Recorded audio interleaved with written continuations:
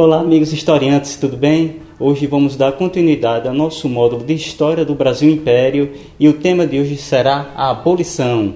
O movimento abolicionista ele teve uma grande evolução durante o século XIX, que foi um século em que o Brasil recebeu mais de 1.700.000 escravos.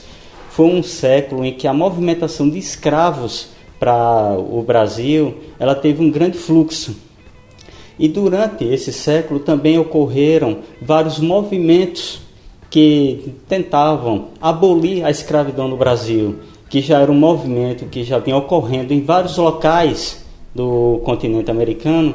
E no Brasil, graças à política de latifundiários, dos fazendeiros, a abolição dos escravos ela ocorreu de forma bem lenta. Foi um processo que não foi, digamos, do dia para a noite. Ela ocorreu durante praticamente todo o período imperial do Brasil, mesmo com a influência de muitos pensadores e de alguns movimentos que nós vamos ver nesse trecho desse módulo. Bem, um importante fato para a abolição dos escravos no Brasil foi a Guerra do Paraguai. Durante a Guerra do Paraguai, muitos escravos eles foram recrutados para as forças militares do Brasil, e esses escravos eles recebiam a alforria após lutarem durante a Guerra do Paraguai. E depois de retornarem para o Brasil, muitos escravos eles se viam numa condição, digamos, peculiar, porque ele estava livre da escravidão, porém muitos familiares, amigos estavam ainda sob o jugo da escravidão. E isso causava, digamos, um problema dentro dessa sociedade escravista. Haja visto que as forças armadas elas ganharam muita força durante a Guerra do Paraguai. E essas forças armadas que depois da Guerra do Paraguai se tornaram um instrumento de influência política, eles também se tornaram um instrumento de mudança dessa sociedade. Esses negros que se tornaram soldados e se tornaram homens livres, eles podiam agora também pensar e também ser um instrumento de mudança nessa sociedade escravista. Dentro também dessa sociedade, nós tínhamos também as revoltas internas, que eram por meio de quilombos e também de revoltas. E dessas revoltas podemos destacar a revolta dos malês, que ocorreu na Bahia. Nessa revolta, escravos que tinham como religião o islamismo, eles promoveram uma tentativa de golpe na província da Bahia e tentaram tomar o poder.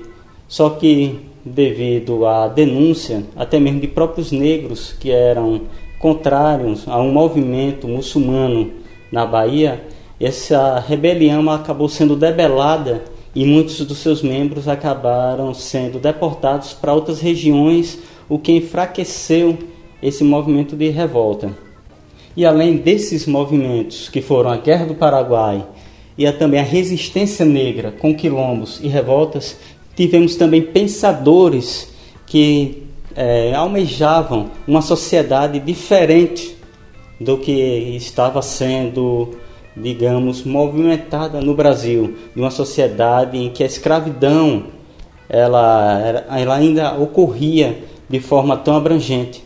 E dentro desse meio pensante dessa sociedade, nós podemos destacar Joaquim Nabuco, José do Patrocínio e Castro Alves.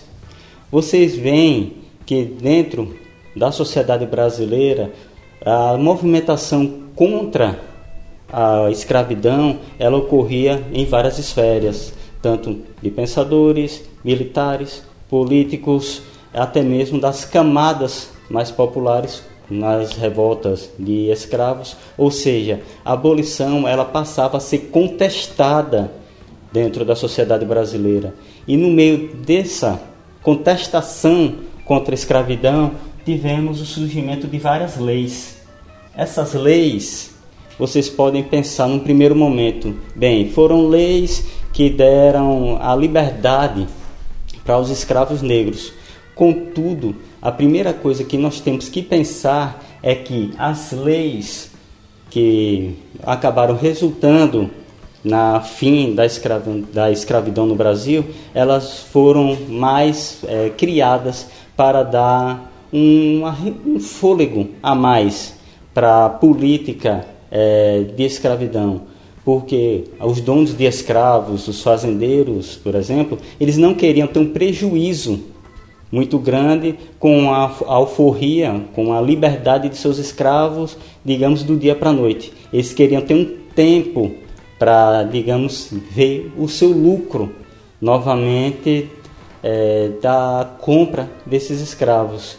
E com isso, essas leis, elas acabaram muito mais retardando o processo de fim da escravidão do que até mesmo sendo um fator de liberdade, um fator que dava privilégios para esses escravos. Uma das leis que podemos destacar foi o Ato de Bill Aberdeen. Essa lei, que no caso foi instituída na Inglaterra, ela dava liberdade para a Marinha Real Britânica ela atacar navios que estavam transportando escravos no Atlântico. Com essa lei, os escravagistas eles tinham a dificuldade de transportar os escravos da África para o Brasil. Mas aí você vai pensar que essa lei ela dava privilégios a escravos, ao negro africano, mas os ingleses eles só visavam basicamente na abertura de um novo mercado consumidor. E o negro escravo ele não iria consumir os produtos produzidos na Inglaterra. E essa lei ela evitaria que o negro ele fosse capturado para ser vendido como escravo, e não sendo um escravo, ele seria um novo consumidor do mercado britânico. No Brasil, tivemos como uma das primeiras leis contra a escravidão foi a Lei Eusébio de Queiroz, que acabou sendo chamado de a lei para inglês ver, porque essa lei ela proibia exatamente a venda de escravos vindo da África nos portos brasileiros. Contudo, o que ocorreu foi exatamente uma migração de escravos dentro do Brasil, por exemplo, da região Nordeste para a região Sul, já que o Nordeste, no período do século XIX, sofreu com várias secas, e os senhores de escravos do Nordeste, para não terem um prejuízo de verem, além de suas lavouras destruídos, os escravos mortos de fome, eles acabavam vendendo esses escravos para a região sul, que estava tendo um desenvolvimento exatamente na produção cafeeira. E exatamente essa lei, Eusébio de Queiroz, ela acabou sendo uma lei bem letra morta, porque a movimentação, a negociação de escravos no Brasil, ela ainda continuava. Além disso, ocorria que escravagistas eles trabalhavam no mercado ilegal, que era exatamente trazer escravos da África que conseguiam passar pela Marinha Britânica e vender fora dos portos do Brasil. E essa negociação ela ocorreu durante todo o processo de abolição. Outra lei que podemos destacar foi a Lei do Ventre Livre. Essa lei ela deu aos recém-nascidos filhos de mães escravas a liberdade assim que a lei foi promulgada. Essa lei foi uma das que, digamos, tiveram maior impacto durante esse processo de leis antes da Lei Áurea. Outra lei que também podemos citar foi a Lei dos Sexagenários. Essa lei também, assim como a Lei Eusébio de Queiroz, podemos citar como uma lei letra morta, porque a Lei dos Sexagenários dava liberdade para os escravos que ultrapassassem a idade de 60 anos. Contudo, dificilmente um escravo chegava à idade de 50 anos, ou seja, era uma lei que praticamente não tinha uma validade tão ampla como se imaginava. E durante todo esse processo, até chegarmos à Lei Áurea, que foi promulgada no ano de 1888, ou seja, um ano antes da Proclamação da República, todo esse processo ele acabou por atrasar exatamente a abolição dos escravos.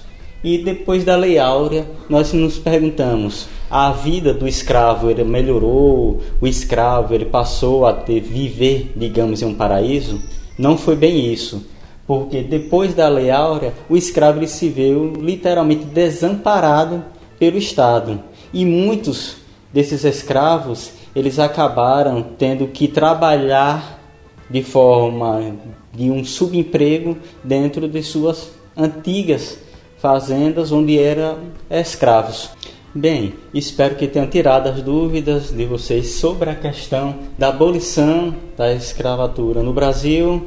E qualquer dúvida pode entrar em contato conosco no nosso chat.